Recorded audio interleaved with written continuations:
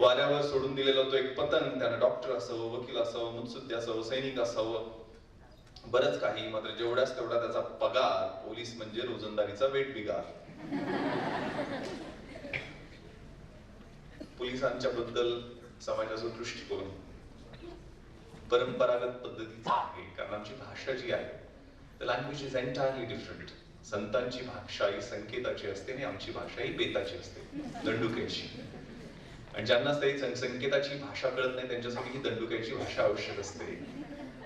विद्यार्थ्यांना जी भाषा सांगायची ती संकेताची भाषा आहे. आणि अॅट्रॉसिटीज, क्राईम, वेगवेगळ्या पद्धतीचा, खास करून आपल्या मुली गर्भातच सुरक्षित नाही, त्यामुळे फिटिसाइड पासनं, पोक्साच्या गुन्ह्यापासनं, मॉलेस्टेशन पासनं, रेप पासनं, ब्रुटल मर्डर्स पर्यंत. I was explaining about one criminal whom we killed 3 days back in police action. This criminal was convent educated, very good in law, and he committed 19 brutal crimes in last 13 years and still was escaping from the clutches of law. Used to carry a lot of cash, used to carry so many guns. आणि 3 दिवसापूर्वी चाकण जवळच्या जंगलामध्ये तो धान लावलेला बसलेला होता. ज्यावेळेला पोलीस ऍक्शन सुरू झाली त्याला पोलीसवरती 9 राऊंड त्यांनी फायर केले. In return we fired 5 rounds. तो आणि त्याचा साथीदार दोघेही जखमी झाले आणि हॉस्पिटलमध्ये मयत झाले. सो तिची रिगर मॉर्टिस झालेली, ताट झालेली शरीर ज्या वेळेला मी हॉस्पिटलमध्ये पाहायला गेलो किंवा 26/11च्या एक जिवंत पकडला आणि 9 अतिरेकी त्या मॉर्च्युरीमध्ये होते, ज्यांना ब्रेन वॉश करण्यात आलं होतं की तुमच्या शरीराचा सुगंध यायला सुरुवात होईल, तुम्हाला स्वर्गामध्ये गेल्यानंतर, जन्नतमध्ये गेल्यानंतर तिथं सुंदर स्त्रिया तुमच्या वाट पाहतात. आणि त्यांच्या शरीराचा इतका घाण वास येत होता. या सगळ्या गोष्टी अंतर्मुख करायला लावतात. तुम्ही आता 10वीत आहात, तुमचे पॅरेंट्स हे तुम्हाला हातातल्या फोडासारखे जपतायत, तुम्हाला सगळं जे बेस्ट आहे ते देत आहेत. You are lucky, you are fortunate असं मी म्हणणार नाही.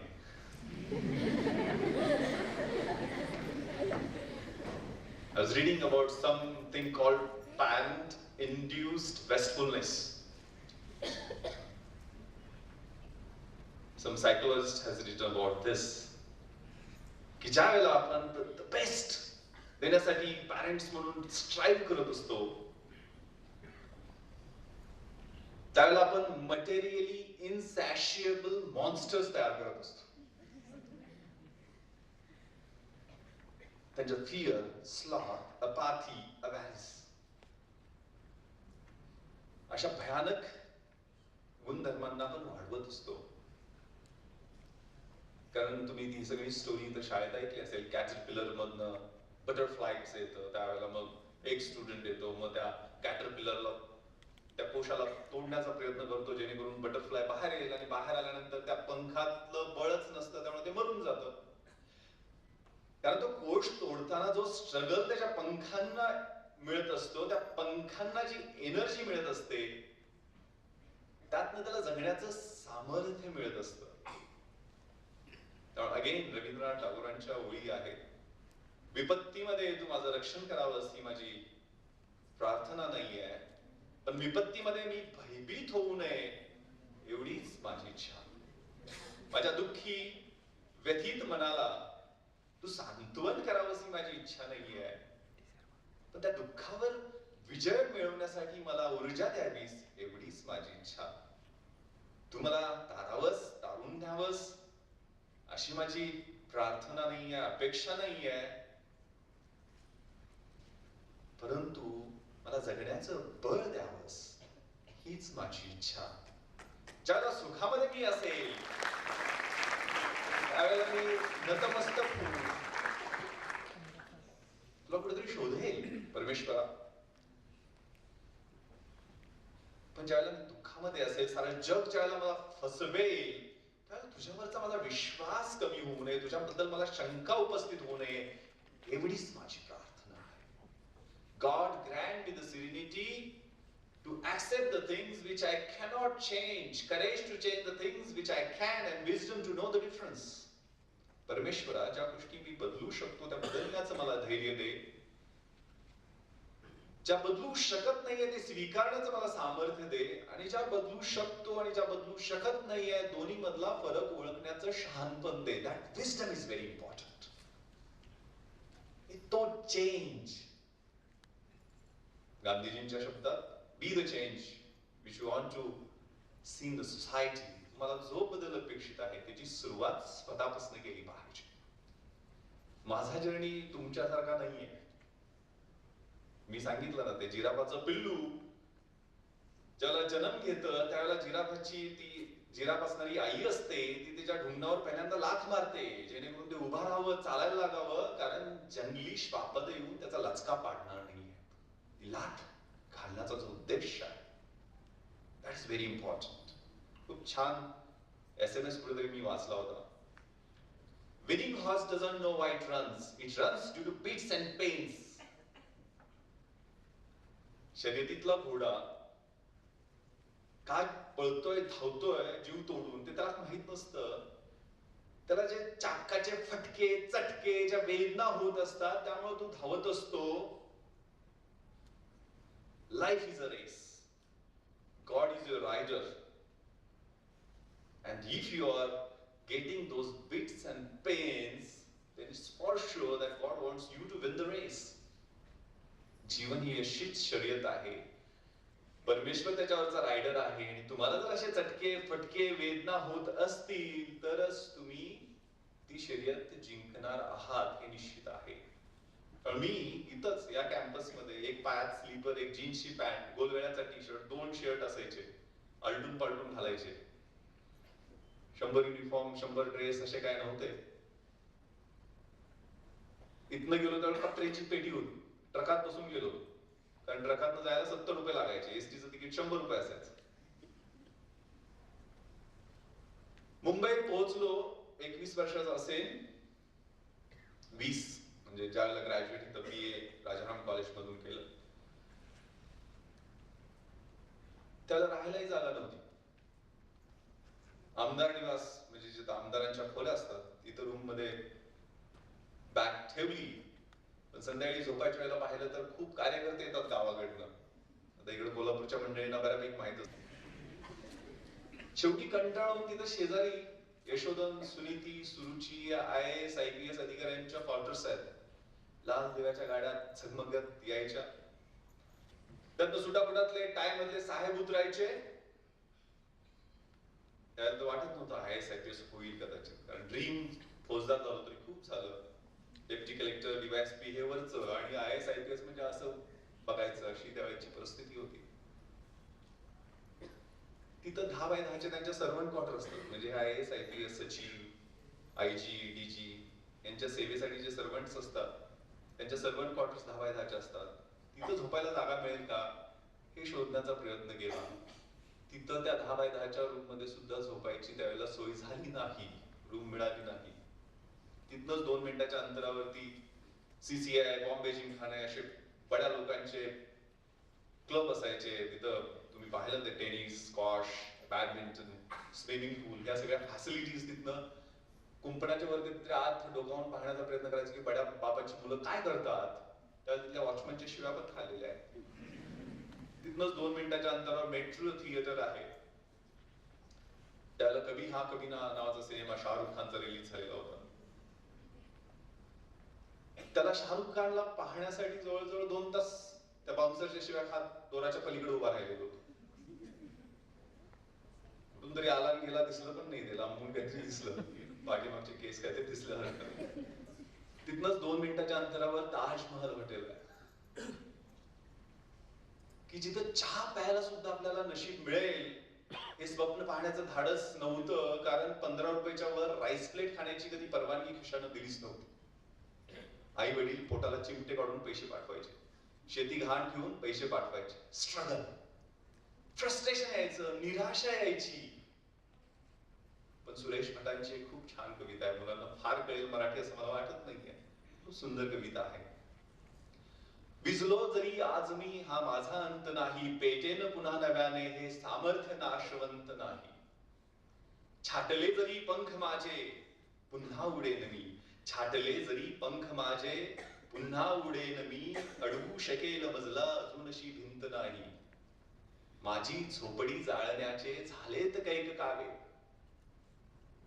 माझी झोपडी जाळण्याचे झालेत कैक कावे, जळेल झोपडी अशी आग ती ज्वलंत नाही. वाट माझी रोखण्यास झालेत वादळे अधूर, डोळ्यात जरी गेली धूळ थांबण्यास उसंत नाही. येतील वागदळे खेटेल तुफान तरी वाट चालतो मी, अडथळ्यांना भिवून अडखळणे पावलांना पसंत नाही.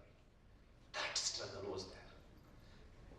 आणि 2 वर्ष 95 आणि 96 2 वर्ष पेकाट मोडे तोपर्यंत आणि बुडाला फोड येतोपर्यंत अभ्यास केला. IPS मध्ये सिलेक्शन झालं आणि परिस्थितीने यू टर्न घेतला. परिस्थिती बदलली, सिच्युएशन बदलली. ज्या भागामध्ये फटीच्या सारखा अभ्यास करायचो त्या भागाचाच DCP म्हणून माझी नेमणूक झाली, डेप्युटी कमिशनर ऑफ पोलीस. ज्या ठिकाणी 10 बाय 10च्या त्या छोट्या खोलीत सर्वांच्या क्वार्टर मध्ये जागा शोधायचो, त्याच बिल्डिंग मध्ये 2200 स्क्वेअर फीटचा मरीन ड्रायव्हर आलिशान फ्लॅट शासनाने मला राहायला दिला माझ्या कुटुंबासह. ज्या क्लब मधले मुलं काय करतायत लोकांना पाहण्याचा प्रयत्न करायचो, तिथल्याच क्लबची मंडळी CCI, बॉम्बे जिमखाना माझ्या ऑफिसमध्ये आले, साहेब आमच्या क्लबची ऑनररी मेंबरशिप घ्या. तिथंच माझी मुलं मला स्क्वॉश आणि टेनिस खेळताना दिसायला लागली.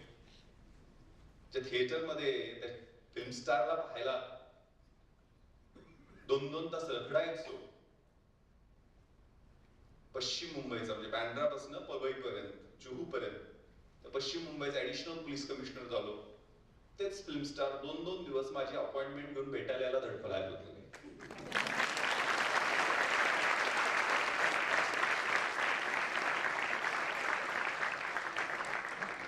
ज्या ताजमध्ये कधी चहा प्यायचंही स्वप्न पाहिलं नाही, त्या ताजमध्ये त्या 26/11च्या काळ रात्री सगळ्यात जास्त मी आणि माझ्या सहकार्यांची वाट पाहिली गेली. आणि तिथंच अतिरेक्यांशी 2 हात समर्थपणे केल्यामुळे राष्ट्रपतींचं सर्वोच्च शौर्य पदक आम्हाला देण्यात आलं. हे मी हुशारक्या मारण्यासाठी सांगत नाहीये. हा प्रवास फक्त तुम्हाला काही संदर्भ देऊन देतोय. काळ बदलतो, वेळ बदलते, पात्र बदलतात, भूमिका बदलतात, सगळं बदलतं. फक्त ती मनगटामध्ये हिंमत असावी लागते. दैवायतम तु कुले मदायतम तु पौरुषम. कोणत्या कुळामध्ये जन्म घ्यावा तुझ्या हातामध्ये नाहीये, परंतु पुरुषार्थ काय आहे ते दाखवणं तुझ्या मनगटामध्ये आहे. त्यामुळे जो ट्रॅव्हल आहे तो संघर्षाचा असला पाहिजे. त्याशिवाय मजा नाहीये. अप्स अँड डाऊन्स पाहिजेत ना. ती ECG वरची लाईन स्ट्रेट झाली की मॅन इज डेड, बरोबर आहे. ते वरती खाली वरती खाली वरती खाली पाहिजे. तर तो जर्नी जो आहे तो आम्ही काही मुलांनी ठरवून प्लॅन करून ट्रॅक करून ठरवलेला. मनोज जामसांडेकर, तो आमिर खान सारखा 3 इडियट नाही कुठला सिनेमा तो इट वॉज दॅट तारे जमीन पर. तो अमेरिकेत सगळं सोडून आलेला आहे तुमच्यासाठी. पण आम्ही एकत्र अभ्यास केलेला, असेच आम्ही 3 जण उभं होतो. प्लॅन केला, ट्रॅक केला, deciding in advance what to do, how to do, when to do and who suppose to do it. कोण करणार, काय करणार, कसं करणार, केव्हा करणार, कशा पद्धतीनं करणार, त्याची मॅनेजमेंट आणि त्याचं वेळापत्रक ठरवणं हे खूप महत्वाचं आहे. आणि ती सुरुवात एक्झॅक्टली तुमच्या एज मध्ये झाली. आय वॉज 14 वर्षामध्ये, ज्याला 10वी ला होतो, ज्याला ऍव्हरेज होतो, त्याला एक शिक्षक भेटले. The role of teacher is very very important. माझ्या आयुष्यात तर सगळ्यात महत्वाची देण असेल तर माझे शिक्षक. माझ्या शिक्षकांनी मला घडवलेलं. माझे आई वडील खूप कमी शिकलेले, 4थी 3री, म्हणजे साधं फार वडील तर मोडीमध्ये सही करतात. तर पॅरेंट्सचा रोल पण खूप महत्वाचा आहे. त्यापेक्षा जास्त अधिक शिक्षकांचा. का तो पॅरेंट सिंड्रोम जो आहे ना, तो थोडा ओव्हर प्रोटेक्टिव्ह असतो. आपण सारखं त्या मुलांना जपण्याचा प्रयत्न करतो. त्यांना खऱ्या अर्थानं जगातली जे चॅलेंजेस आहेत त्याच्या समोर पाठवणं हे खूप महत्वाचं. माझे वडील 5वी 6वी शिकलेले, शाळेत कितवीला गेले ते पण त्यांना सांगता येत नाही व्यवस्थित. पण ज्यावेळी मी मुंबईला अभ्यास करायचो, मी दिल्लीला अभ्यास करत होतो UPSCचा, एक स्वप्न होतं त्यांचं. त्यांनी मला किती मार्क पडले, अभ्यास करतोयस का, 12वी सायन्सला चांगले मार्क्स असताना आर्ट्सला गेलो, का गेलास, कुठलेही प्रश्न विचारले. तुझा विश्वास स्वतः, ट्रस्ट युअरसेल्फ, तुझा स्वतःवर विश्वास आहे ना, तुला जे करायचंय ते तू ठरव, त्या परिणामाला तू जबाबदार राहशील. इंजिनिअरिंगला जा, मेडिकलला, नथिंग, तुला जे करायचंय ते कर.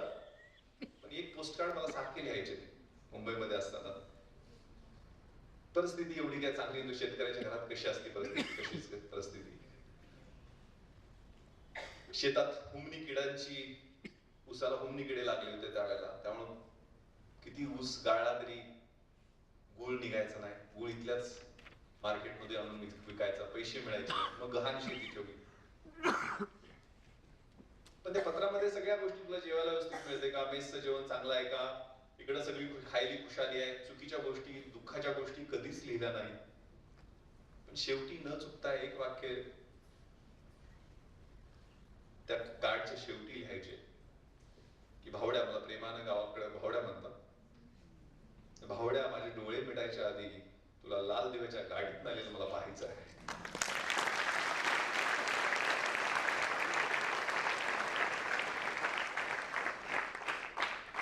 अनेक मोटिवेशनची पुस्तकं मी वाचली, सेल्फ हेल्पची पुस्तकं वाचली, पण एवढी पेटवणारी ओळ माझ्या आयुष्यात मला कधी सापडलीच नाही. माझ्या त्या अडाणी बापासाठी मला अभ्यास करायचा आहे, त्यांचं स्वप्न पूर्ण करायचं. त्यांचे बलदंड शेवट पैलवान गडी, बलदंड साहिल त्यांच्या खांद्यावर किंवा हातावर डोकं ठेवून ज्यावेळेस झोपायचं त्यावेळेस ते स्वप्न दाखवायचे, मामलेदार व्हायचं, फौजदार व्हायचं. आय डोंट नो त्यांना का वाटायचं माझ्याबद्दल, पण ते ड्रीम दिलं त्यांनी. Dream is very important. पालकांनी ते ड्रीम द्यायचं आहे पॉझिटिव्ह वे. कुठली जबरदस्ती नाही केली, कधी अभ्यास कर म्हणून सांगितलं नाही, पण शिक्षकांनी सांगितलं. 10वीला ज्यावेळेला होतो त्याला मी माझ्या टीचर्स, माझ्या शिक्षकांच्या घरी पेइंग गेस्ट म्हणून राहत होतो. मी पहिल्या दिवशी शाळा सुरू झाली, दरवाजा नॉक केला, किती वाजले असतील, अरे how do you know, great, किंवा मला पुस्तक वाचलेलं दिसतं, ग्रेट. आणि थंड पाण्याच्या नळाखाली बसवायचे ते या थंडीमध्ये. 3:30ला अभ्यासाला बसायचो, 3:30 ते 8:30, 5 तास त्या ब्रह्ममुहूर्तावर अभ्यास करायची जी सवय लागली. मी ऍव्हरेज स्टुडंट होतो, 10वीला 88% मार्क. त्यावेळेला कुठली ट्युशन नव्हती किंवा कुठल्या शिकवण्या नव्हत्या, कुणी अभ्यास करायला सांगत नव्हतं. माझ्याकडे खच्चून चिल्लर माझी भिशीमध्ये जमा झालेली होती आणि मला खूप कुतूहल होतं. म्हणजे 125 रुपये द्यायला मी चिल्लर, एक रुपया जे मिळायचा तो भिशी असायची मातीची, त्याच्यामध्ये जपून ठेवलेला होता. ती भिशी फोडली त्याला 125 रुपये झाले. त्यात पहिल्यांदा काही घेतलं लाल रंगाचं गजरचं घड्याळ,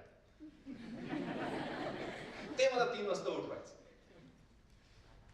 सुरुवातीला पेंगलो काही दिवस, पण ह्या सगळ्या स्ट्रॅटेजीज प्रत्येकाच्या इंडिव्हिज्युअल असतात. हे मी पुन्हा पुन्हा सांगेल. माझी लाईफस्टाईल कॉपी करण्याचा कुणीही प्रयत्न करून, प्रत्येक जण इंडिपेंडंट आहे, स्वतः आहे.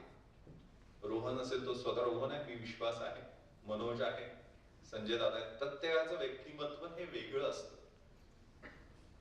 त्यामुळे डिसाइडिंग इन ऍडव्हान्स, आता ठरवायचं आहे आणि वेळेचं नियोजन करायचं आहे. That is very very important.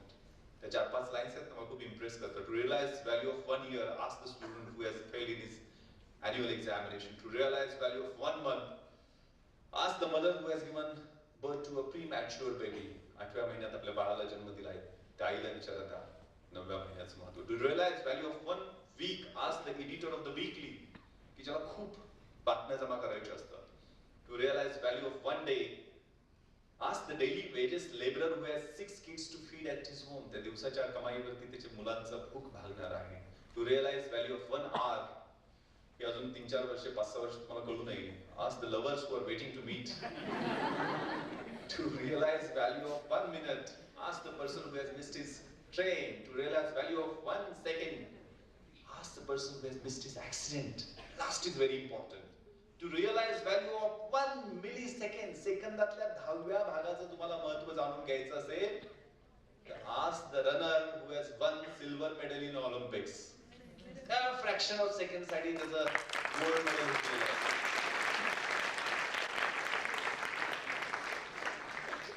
तो fraction of second हा खूप महत्वाचा आहे. त्याच्यासाठी 10-10 वर्ष 9-9 वर्ष तो स्विमर असेल, रनर असेल, तो तयारी करत असतो. आणि ती तयारी म्हणजे मी 97 बॅचचा आयपीएस ऑफिसर आहे. आमच्या बॅच मध्ये 70 आयपीएस प्रोफेशनल देशातनं होते. त्यात 5च मुली होत्या. तिथं माझ्या छोट्या छोट्या माझ्या जान्हवीच्या वयाच्या माझ्या मुलीच्या वयाच्या सगळ्या मुली आहेत म्हणून मी सांगतोय उदाहरण.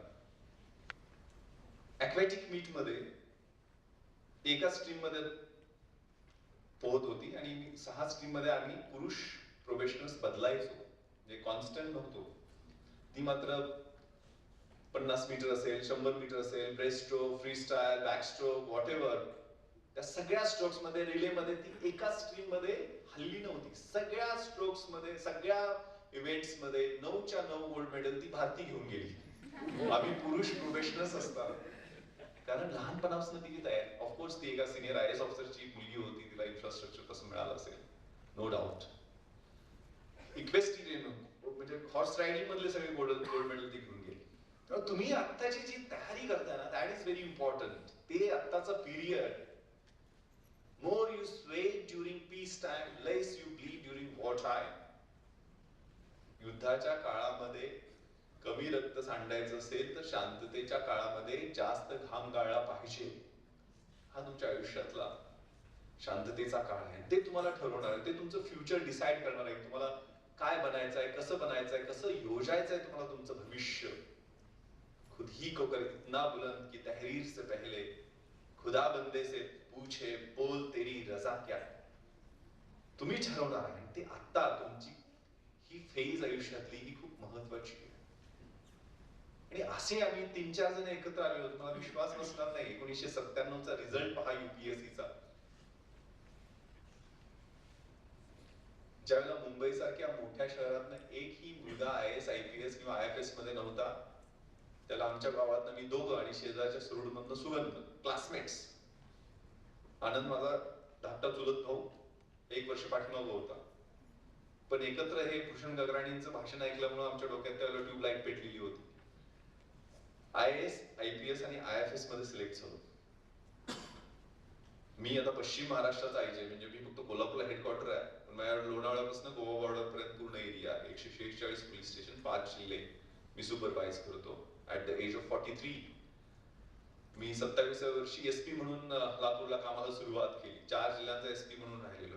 कमी वयामध्ये इतक्या प्रचंड अपॉर्च्युनिटीज देणारा हा जॉब मला एका 3-4 वर्षाच्या श्रमामुळे मिळाला, प्लॅनमुळे मिळाला. आणि लीडर, आता 18,000 पोलीस फोर्स माझ्या हाताखाली काम करतो किंवा मी त्यांचं नेतृत्व करतो. आनंद पाटील तो आता जॉईंट सेक्रेटरी आहे फायनान्स. देशातल्या महत्वाच्या फायनान्शियल मॅटर्सचं सुपरविजन करण्याची जबाबदारी त्याच्याकडे आहे. तो कर्नाटक काडर मधला आयएएस. आणि मी आता सांगू, माझा परिचय करताना मी अमेरिकेला ट्रेनिंगला गेलेलो होतो, तर न्यूयॉर्कलाही भेट दिली. न्यूयॉर्क मध्ये आपल्याला सगळ्यात माहिती आहे की पॉश एरिया म्हणजे मॅनहॅटन मध्ये सगळ्यात पॉश एरिया टाइम्स स्क्वेअर. आणि टाइम्स स्क्वेअरच्या शेजारी 57 नावाच्या स्ट्रीट वरती इंडियन एम्बॅसीचं ऑफिस आहे. तिथे एक शेतकऱ्याचं पोरग अलिशान 400 स्क्वेअर फीटच्या चेंबर मध्ये फर्स्ट सेक्रेटरी मधून बसलेला होता. This happen only due to hard work, due to plan. If you are failing to plan, you are planning to fail. त्यामुळे प्लॅन खूप महत्वाचा आहे. चॅलेंज खूप महत्वाचं आहे. आणि ते टीचरनी ते विजन टप्प्याटप्प्याने देत आम्हाला गेले. लहानपणी जर हे महत्व कळालं नसतं की अभ्यासाचं महत्व, कारण शिराळ्यात ज्या वेळेला शाळेत संस्कृत सब्जेक्ट होता, दिगवडेकर सर सुभाषित शिकवायचे. मला आठवतंय 2 सुभाषित माझ्या अजूनही लक्षात आहेत. विद्वत्वंच नृपत्वंच नैवं तुल्य कदाचन स्वदेशे पूज्यते राजा विद्वान सर्वत्र पूज्यते. विद्वत्तेची आणि राजसत्तेची तुलनाच होऊ शकत नाही, कारण राजाची त्याच्या राज्यात पूजा होते, पण विद्वानाची जगभरामध्ये पूजा होते. शिकायचं, अभ्यास करायचा, हे त्यावेळेला डोक्यात बसलं. तुमच्यापेक्षा लहान असतात. आणि मग मी फक्त BA इतिहास शिवाजी विद्यापीठ कोल्हापूर मराठी माध्यम एवढं माझं IPS झाल्यानंतर क्वालिफिकेशन, IPS होतानाच क्वालिफिकेशन होतं आणि इंटरव्ह्यू देतानाच. सिलेक्शन झाल्यानंतर मी MA मुंबई विद्यापीठातनं एक्सटर्नल केलं. मी जेव्हा लातूरला आणि नांदेडला ऍडिशनल SP आणि SP असताना मी LLB कम्प्लीट केलं तिथून. माझ्या ट्रेनिंगच्या फेजच्या दरम्यान मी MDPM मास्टर्स इन पोलीस मॅनेजमेंटचं 2 वर्षाचा ओस्मानिया युनिव्हर्सिटी हैदराबाद मधनं कोर्स कम्प्लीट केला. आणि मी गेल्या वर्षी LLMचं फर्स्ट इयर औरंगाबादला IG असताना कम्प्लीट केलं. कम्प्लीट नाही, इंडस्ट्रीत मी टॉपला आलो होतो. सेकंड इयर मला इथं ऍडमिशन घेता येणार, तर मी स्ट्रेस मध्ये आहे, कारण युनिव्हर्सिटी चेंज होत नाहीये. का अभ्यास करत राहायचं, स्वतःला अपडेट करत राहायचं, स्वतःतल्या फिजिकल कॅपॅबिलिटीज, मेंटल कॅपॅबिलिटीज आणि स्पिरिच्युअल कॅपॅबिलिटीज वाढवत राहायचं. दिस इज एज्युकेशन. माझ्या आयुष्यात मी 150 गोल ठरवलेले आहेत. आणि मी एकटाच नाही, मी आणि माझी बायको आता गोवा मॅरेथॉन 21 किलोमीटर धावणार आहे येत्या 11 तारखेला. जबरदस्ती नाहीये,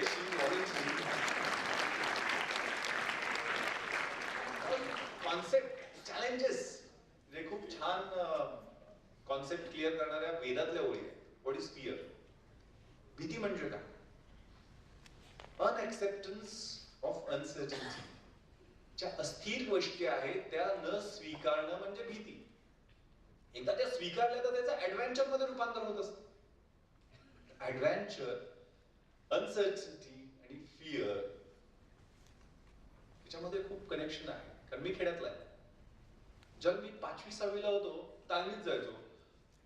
तालमीत हनुमानाचा फोटो असायचा, कुस्त्या खेळायचो, लाल मातीत पहोडायचो. पण रात्री अशी तिथं एक भीती असायची किंवा अफवा होती, किंवा एक गावाकडे असतेच प्रत्येक देवळामध्ये, देवळाच्या पाठीमागच्या विहिरीमध्ये किंवा नदीच्या काठावरती किंवा त्या तालमीच्या पाठीमागच्या ग्राउंडवरती खवीस किंवा भूत असतच. आणि त्या तालमीमध्ये असा एक होता की रात्री कोणी त्या तालमीत झोपलं की ते खवीस म्हणजे मोठं भूत असतं, ते घेऊन त्या मैदानात तुम्हाला कुस्ती काढून मारतं आणि तुम्हाला खलास करून टाकतं. मलाच प्रश्न पडायचा की हे जिथं हनुमान आहे तिथं भूत कसं काय? आणि मी 5वी-6वीला असताना असं काय भूत नसतंय. मग म्हणे झोप तू. मग पैलवानाने मला आज झोपवलं ना. 5वीला होतो, छोटा होतो आणि बाहेरनं कडी लावतो. माझ्या मनात 12 नंतर भूत येतं म्हणजे 11 वाजता मला दरदरून खावं, आता भूत येणार आणि मग मला मारणार. पण त्या हनुमानाकडे बघत बघत माझी कधी झोप लागली कळलंच नाही. सकाळी 5-5:30ला पैलवान म्हणजे बसतात आले. त्यांनी मला झोपलेलं बघितलं, कडी खोलून पाहिली आणि उठवलं हलवून. काय ते म्हटले, वाघासारख्याच्या काळजाचा आहेस भावड्या, असं काहीतरी म्हटले. मला खूप भारी वाटलंय. पण भीती तिथं मेली. आता फक्त बायकोला भीतो, बाकी कोणाला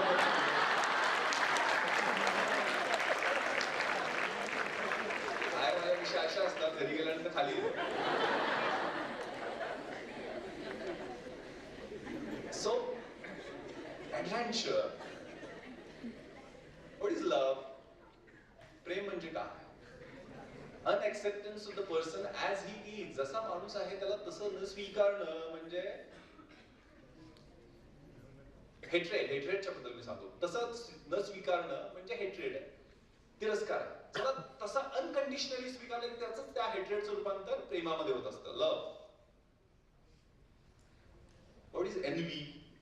दुसऱ्यातल्या चांगल्या गुणांना, unacceptance of what is good in others, न स्वीकारणं म्हणजे एनवी. एकदा ते स्वीकारलं त्याचं रूपांतर इन्स्पिरेशन मध्ये होतं. That becomes Prerna, inspiration. या कन्सेप्च्युअली गोष्टी आहेत ना, त्या समजून घ्यायच्या. त्यामध्ये खूप छान पत्र अब्राहम लिंकनचं आहे ना, म्हणजे ते माझ्या मुलाला कशा पद्धतीचं शिक्षण द्यावं म्हणून टीचरला लिहिलेलं किंवा मुख्याध्यापकांना लिहिलेलं. सेनापती बापट यांनी खूप मराठी छान भाषांतर केलेलं आहे. डिअर टीचर असं काहीतरी आहे ना की this is my son's first day. He's starting his school today and he will be facing lot many challenges. Everything will be new for him. He will be traveling across the continents. अभ्यासातनं पुस्तकातनं त्याला तिथं Wars, tragedy, sorrows या सगळ्या गोष्टींना face करावं लागेल. ज्यावेळेला त्याला faith, courage, compassion, love या गोष्टी आवश्यक असतील, त्याला त्याचा हात हळूच धरा, जेंटली पकडा, त्याला शिकवा. काय शिकवा? Positive attitude. What is positive attitude? की जगातली सगळीच माणसं न्यायप्रिय नसतात, सत्यनिष्ठ नसतात, हे शिकेल कधी ना कधी. पण त्याला सांगा की प्रत्येक बदमाशा गणित एक साधुचरित पुरुषोत्तम देखील आहे. टपलेले वैरी असतात, तसे जपणारे मित्र देखील असतात. स्वार्थी राजकारणी असतात, तसं आपलं अवघं आयुष्य समर्पित करणारे नेते देखील असतात. त्याला सांगा कष्टाने मिळवलेला एक छदाम आयता मिळालेला खबाडापेक्षा अधिक मौल्यवान आहे. त्याला सांगा गुंडांना भीत जाऊ नकोस, ते सगळ्यात जास्त भित्री असतात, त्यांना नमवणं सगळ्यात जास्त सोपं असतं. त्याला सांगा भल्याशी भलाईनं वागावं, पण बदमाशांना अद्दल घडवावी. हेही सांगा आणि त्याला हेही दाखवा. ग्रंथवैभवाचं अद्भुत भांडार, खूप पुस्तकं वाचायला द्या, पण त्याचबरोबर त्याच्या मनाला मिळू दे निवांतपणा. त्याला पाहू दे पक्ष्यांची आसमान भरारी, डोंगर उतारावर डुलणारी चिमुकली फुलं. दिस इज पॉझिटिव्ह ऍटिट्यूड. ही खूप छान कविता पाब्लो नेरुडाची आहे. What is life? ऐकली असेल तुम्ही कधीतरी. नोबेल प्राइज या कवितेला 1972 ला मिळालेलं होतं. You are dying slowly. If you do not travel, if you do not read, if you do not listen to the sounds of life, if you do not appreciate yourself, you are dying slowly. You are dying slowly when you kill your self-esteem, when you do not let others help you. You are dying slowly if you do not change your routine, walking on the same road every day. You become slave of your own habits. You are dying slowly if you do not change. If you don't wear different colors. If you don't talk to the people whom you don't know. You are dying slowly. This is very important. If you avoid passions and those turbulent emotions which make your eyes glisten and heart beats fast. You are dying slowly if you do not chase your dreams. So innovation in head, compassion in heart, and passion in the belly. This is very important. मंजिलें उन्हीं को मिलती है जिनके सपनों में जान होती है. यूं ही पंख होने से कुछ नहीं होता, हौसलों से उड़ान होती है. तो हौसला, इच्छा शक्ती, ती जिद्द, ती महत्वाची आहे. आपले सगळ्यांचे रोल मॉडेल संजय दादांचा मी फोटो पाहिला, डॉक्टर एपीजे अब्दुल कलाम सरांच्या बरोबरचा. मी माझ्या मुलीला त्यांच्या ऑटोग्राफसाठी घेऊन गेलेलो होतो पुण्यामध्येच. मी युनिफॉर्मवर होतो,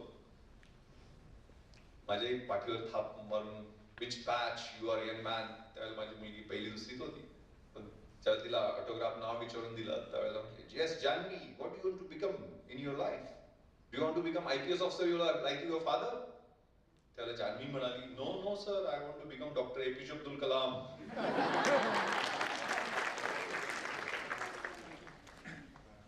सरांची प्रॉपर्टी किती सोडून गेले ते तुम्ही वाचलं असेल कुठेतरी. 3 trousers, 6 shorts, 2 suits, 1 watch, एक फ्लॅट जो सायंटिस्ट कम्युनिटीला डोनेट केलेला होता. No fridge, no TV, no car, nothing. But what he took? Sheer love, affection of 125 crore Indians. आपल्या सगळ्यांचं 125 कोटी भारतीयांचं प्रेम घेऊन गेले जातात, बरोबर?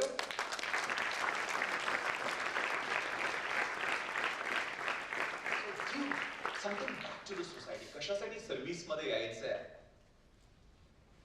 म्हणजे मी माझ्या करिअर मधल्या चॉईस बद्दल बोलतो. मला ज्या वेळेला शेवटचा, मी इंग्लिश तर माझं एकदम, मुंबईला गेलो त्यावेळेला मला वी के अग्निहोत्र्यांचं Indian history for preliminary examination हिस्ट्रीचं पुस्तक काढलं, त्यावर पहिल्या पानावर मला 12 ते 13 शब्द आढळलेले होते इंग्रजीचे. ते सगळे मी वेगळी डिरेक्ट म्हणजे अगदी डिक्शनरी बनवून एक एक शब्द त्याचं इंग्रजीमध्ये भाषांतर, काय काय त्याला आहेत, व्होकॅब्युलरी मधले शब्द, हे सगळे. पण माझी स्वतःची डिक्शनरी मी डेव्हलप केली. Most important, common sense. Common sense आणि परीक्षेची तयारी खूप जवळचा संबंध आहे. ऑब्झर्वेशन्स, रोजच्या जीवनामधली तुमची जी निरीक्षणं आहेत, त्याचा आणि अभ्यासाचा, त्याचा आणि परीक्षेशी खूप संबंध आहे. मग 2 उदाहरणं मी सांगतो. कोणत्या गोष्टी कशा पद्धतीने वापरायच्या. माझं सिलेक्शन 3 पोस्ट वरती एकाच वर्षी झालेलं होतं. म्हणजे मी सेल्स टॅक्स इन्स्पेक्टर आणि डेप्युटी कलेक्टर, महाराष्ट्र लोकसेवा आयोगाकडनं सिलेक्शन आणि IPS union public service commission कडनं सिलेक्शन, म्हणजे 4. आणि PSIच्या फायनल पर्यंत गेलो. फिजिकलला माझी काही तेवढी तयारी नव्हती, अभ्यास करून सगळं शरीर वाकडं तिकडे झाले. सो 4 पोस्ट एका वेळेला, 12 परीक्षा मी सलग 1996ला पास होत गेलो. म्हणजे आय वॉज सो लकी. म्हणजे सगळेजण म्हणाले, अरे असं कसं काय, या वर्षी जर तू माधुरी दीक्षितला जरी म्हटलास लग्न करायचं तर नाही म्हणणार नाही, या अगोदरची गोष्ट त्यावेळेला मी माधुरी दीक्षितचा फॅन होतो. आता मी माझ्या बायकोचा फॅन.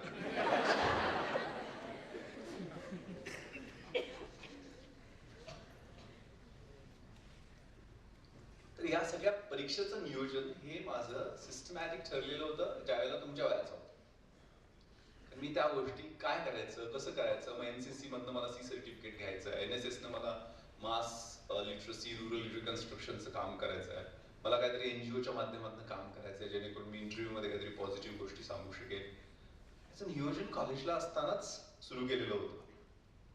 NCCच्या अॅन्युअल ट्रेनिंग कॅम्प मध्ये ते स्टाईल म्हणून त्याला CSR, कॉम्पिटिशन सक्सेस रिव्ह्यू नावाचं मॅगझिन यायचं, ते घेऊन गेलेलो होतो. मग तिथं एक नॅशनल इंटिग्रेशन वरती इलॉक्रेशन कॉम्पिटिशन डिक्लेअर करण्यात आलं. बुद्धी चांगली होती, इंग्लिश फार कळत नव्हतं आणि त्याचा अर्थ मला त्यावेळेला काहीच कळत नव्हतं. त्या नॅशनल इंटिग्रेशनवरचा एक नॅशनल लेवलला प्राइज जिंकलेला एक निबंध त्यामध्ये होता आणि मी तो पाठ केला आणि ते भाषण केलं. मला पहिलं प्राइज पण मिळालं. अर्थ काहीच कळालं नव्हतं. ते भाषण असं होतं, नॅशनल इंटिग्रेशनचं भाषण मला अजूनही आठवतं. The strength of the nation lies not in its loud claims and mouth watering directive principles of the state policy, but in the spirit of service and that of the complete dedication of one's both body and soul to the cause of unity and integrity of the nation. However, with every salute and cheers to our grand and mighty past, we cannot but admit our present is afflicting. Sometimes it is horrifying, sometimes frustrating. आणि तुम्हाला विश्वास बसणार नाही, हाच निबंध मी MPSC मध्ये English मध्ये मला महाराष्ट्रात सगळ्यात जास्त म्हणजे 92 मार्क मिळाले. 92 आउट ऑफ 100. इंग्लिश मिडियमच्या मुलांना, माझं मराठी माध्यम होतं कम्प्लीट, म्हणजे फक्त 11वी-12वी सायन्सला माझं 2 वर्ष इंग्लिश माध्यम होतं. बाकी माझं ग्रॅज्युएशनला असेल किंवा शाळेमध्ये मराठी माध्यम. इंग्लिश मिडियमच्या मुलांना सुद्धा कंपल्सरी इंग्लिश जो विषय आहे MPSCचा, त्यात 70च्या वर जाणं म्हणजे खूप कमी मुलं असतात. आणि मला 92 होते, म्हणजे मी पेपर वगैरे फोडला नव्हता. त्यात एसेला मार्क 40 असायचे. त्यामुळे एसे मध्ये ज्याचा चांगला स्कोर होईल त्यालाच ते मार्क्स मिळायचे. आणि एसे मध्ये त्याला if I were a prime minister नावाचा एसे आला. आता मला भाषण कुठलं पाठवतो, नॅशनल इंटिग्रेशन, फक्त काही ट्विस्ट टर्न्स केले, फिल इन द ब्लँक्स केल्या. म्हणजे जसं माझ्या भाषणात मी सांगितलं होतं, त्याच्यात मी काय बदल केला, if I were a prime, मी पंतप्रधान झालो तर the strength of the nation lies not in prime minister's long tails and his mouth-watering directive principles of the state policy, but in his spirit and complete dedication of one's both body and soul to the cause of unity and integrity of the nation. However, with every salute and cheers to our grand and mighty past, to Pandit Nehru, Indira Gandhi, or President त्यावेळेला VP Singh, Inder Kumar Gujral, Chandrashekhar वगैरे होतं, that is afflicting, sometimes horrifying. पण हा माझा individual स्वतःचा प्रयोग होता. माझ्या एका मित्राने असाच प्रयोग केला आणि ते नापास झालं. प्रत्येकाचे स्वतःचे प्रयोग वेगळे असतात. दुसरा साधा एक्सपेरिमेंट मी सांगतो.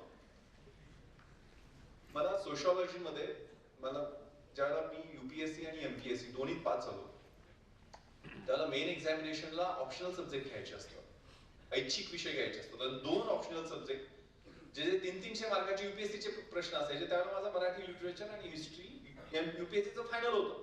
पण मराठी लिटरेचरला एमपीएससीत मार्क मिळत नाही, म्हणजे ह्या डेप्युटी कलेक्टरच्या परीक्षेसाठी, which is a very good service. म्हणजे डेप्युटी कलेक्टर सुद्धा नंतर IAS मध्ये जात असतो 12-13 वर्षांनी. त्यामुळे तो सुपर क्लास 1 जॉब आहे. त्याच्यात माझं सिलेक्शन होणं एका वेळेला हे खूप म्हणजे कष्ट आणि योगायोग या दोन्ही गोष्टी होत्या त्या. सो सोशॉलॉजी त्यावेळेला थोडासा चालतोय अशा सब्जेक्ट सांगण्यात आलं, मराठी घेऊ नकोस. मग माझा मित्र संजय देशमुख इथनच एमफिल केलं, राजाराम कॉलेजला एमफिलचा आहे. आणि तो म्हटला की आपण तयारी करू, डोंट वरी, घेऊन टाक. मग मी गेलो बाजारात, सगळ्यात छोटं पुस्तक 175 पानांचं सगळ्यात छोटं पुस्तक निवडलं आणि घेऊन आलो. आणि त्याला म्हटलं मला शिकव आता. मग तो 5 ठोकळे मोठे मोठे घेऊन आला. आणि मला टेन्शन द्यायला त्यानं 300 डेफिनेशन वेगवेगळे त्याला पाठ होत्या त्या सांगितल्या इंग्लिशमध्ये. म्हणजे मी तर चाटच पडलो की आता आपली दांडी उडाली, आपण स्वतः दगड घेऊन पाण्यात उडी मारलेली आहे. पण मी विषय लिहिला, तो पेपर 9 दिवस त्या विषयाशी रोमांस करून मी पेपर सोडवला. आणि ज्याला रिझल्ट आला त्याला जो एमफिल, ज्याच्याकडे 5 ठोकळे पाठ होते, त्याला 300 डेफिनेशन पाठ होते, त्याला 200 पैकी 80 मार्क होते. आणि मला 200 पैकी 160 मार्क होते, 80% मार्क होते. त्याला 40% मार्क होते. त्याचा अर्थ मी पेपरची अदलाबदल केलेली नव्हती. मी काय लिहिलं, कॉमन सेन्स. का सोशॉलॉजी समाजशास्त्र विषयामध्ये बलुतेदारी सिस्टम वरती क्वेश्चन होता. सो बलुतेदारी सिस्टम वरती मला कोणी सांगायची गरज नाहीये. अरे मी खेड्यात जन्माला आलोय, तिथे 12 बलुतदार, 18 बलुतदार, याच्यात माझी वाढ झालेली आहे.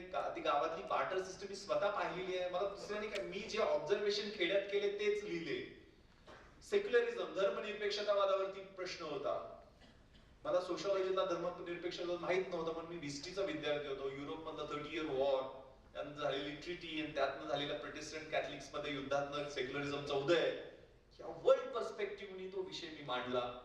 मग भारतातली सहिष्णुता आणि धर्मनिरपेक्षतावाद यात तुलना केली आणि रिझल्ट वॉज ऍज एक्सपेक्टेड. त्यामुळे तुम्ही रोजच्या गोष्टी ऑब्झर्व करताय. माझ्याकडे नेहमी खिशात डायरी असायची. मला मोटरसायकल दिसली, त्याचा नंबर काय असेल, 1760. तर 1760 साली भारताच्या इतिहासात काय झालं, जगाच्या इतिहासात काय झालं, महाराष्ट्राच्या इतिहासात काय झालं, लगेच डायरी बघून त्यात मी नोट करून घ्यायचो. हॉबीज मी माझ्या डेव्हलप केल्या. मी टॉयलेटमध्ये बसलो असलो तरी कमोडच्या पुढे एक मॅपचा प्रश्न तयार करून ठेवलेला होता. तो मॅपचा प्रश्न 60 मार्कांचा माझा कमोडवर बसून झाला. सो मी ती लाईफस्टाईल बनवली, पॅशन बनवलं. त्यावेळेला तुमचं वर्क आणि पॅशन एकसारखंच होतं, त्यावेळेला यश तुमच्याकडे आपोआप येतं. दिस इज व्हेरी इम्पॉर्टंट. तुम्ही तुमच्या लाईफस्टाईल मध्ये कशा पद्धतीनं, तुम्हाला काय व्हायचं, म्हणजे डॉक्टर व्हायचंय, इंजिनियर व्हायचंय, शेतकरी व्हायचंय, what ever your vision is, ते तुमचं पॅशन पाहिजे.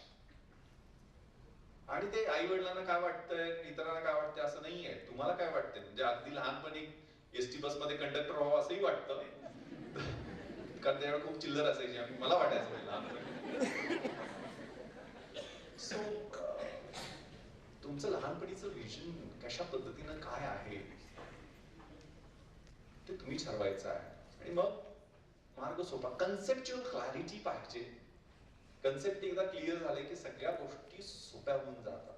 मला इंटरव्ह्यू मध्ये म्हणजे मराठी माध्यम होतं, म्हणजे सुरुवातीला तर मी असं लांब बघितलं तर असा टेबल नसतो, काही अंतरावरती टेबल असतो आणि त्याच्यात पॅनलचे मेंबर बसलेले असतात आणि काही अंतरावरती आपल्याला, तुम्हाला नकशी काढतो, म्हणजे पायाची चुळबुळ सुद्धा त्या पॅनलला कळते. कोपऱ्यात एक सायकोअनालिस्ट पण बसलेले असतात तुमच्या कॉन्फिडन्सचं रिडिंग घ्यायला. आणि माझ्या शेजारी कुलकर्णी मॅडम होत्या पुण्याच्या, त्या इंटरप्रिटर मध्ये होत्या. इंटरप्रिटर म्हणजे काय, पॅनल इंग्लिश मध्ये विचारतं, मॅडमनी मराठीत करून मला सांगायचं, मी मराठीत उत्तर द्यायचं, मॅडम इंग्लिश मध्ये करून पॅनलला सांगायचं. अशी दळबद्री परिस्थिती. सो लेफ्टनंट जनरल सुरेंद्रनाथ, त्यावेळेचे युपीएससीचे चेअरमॅन, आणि बायोडाटा पाहिल्या मला वाटतं, अरे you have opted for Marathi medium, why don't you speak in English? Sir, I'm not fluent in English. I'm from rural background. Please allow me to speak in Marathi. No, Vishwas, you try in broken English. Okay, sir, I'll try my best. Overconfidence. But Vishwas, you have graduated in 1994. These 3 years, what are you doing?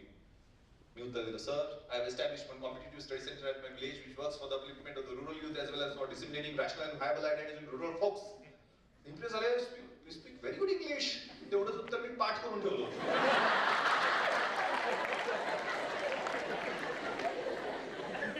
तो अपेक्षित प्रश्न होता ना. तो graduate झाल्यावर काय करतो 3 वर्ष, त्याच्या पुढे माझी भंबेरी उडाली. खरं इंग्रजी माझं बाहेर आलं.